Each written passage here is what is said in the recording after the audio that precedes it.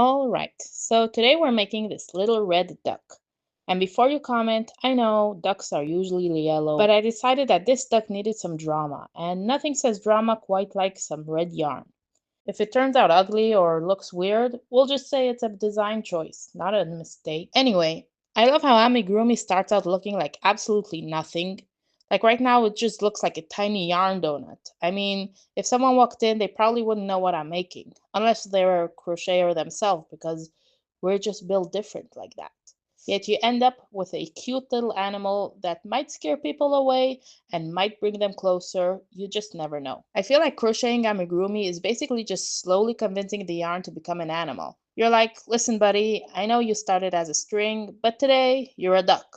Or a cow, or whatever you're in the mood of making at that moment. And the yarn just goes with it, which honestly is very supportive behavior.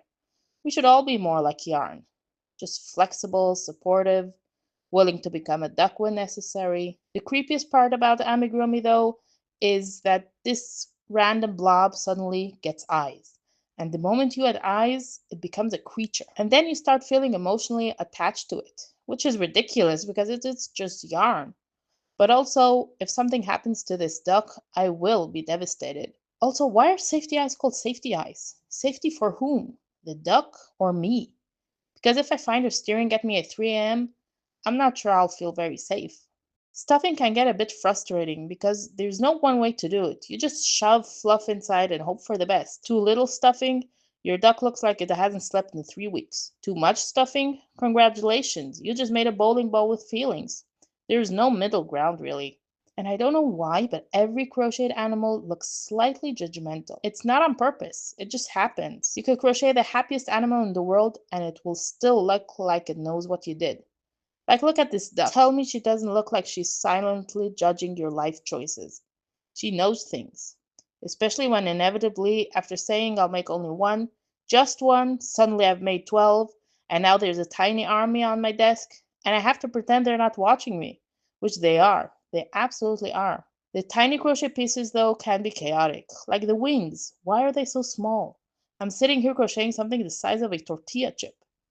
That's not just crafting, that is patience training. Sewing the pieces on is the moment of truth, because this is when you can accidentally just ruin everything you worked on.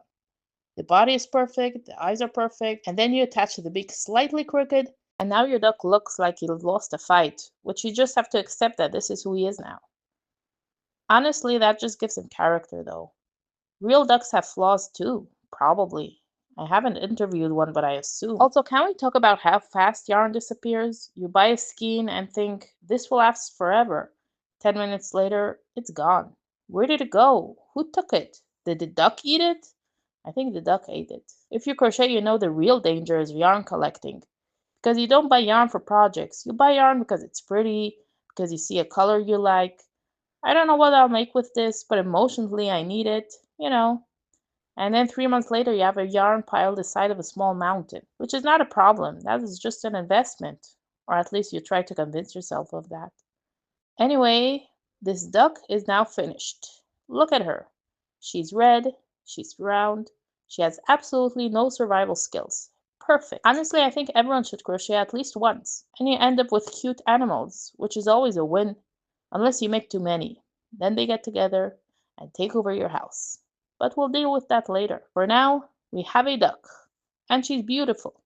Slightly suspicious, but beautiful.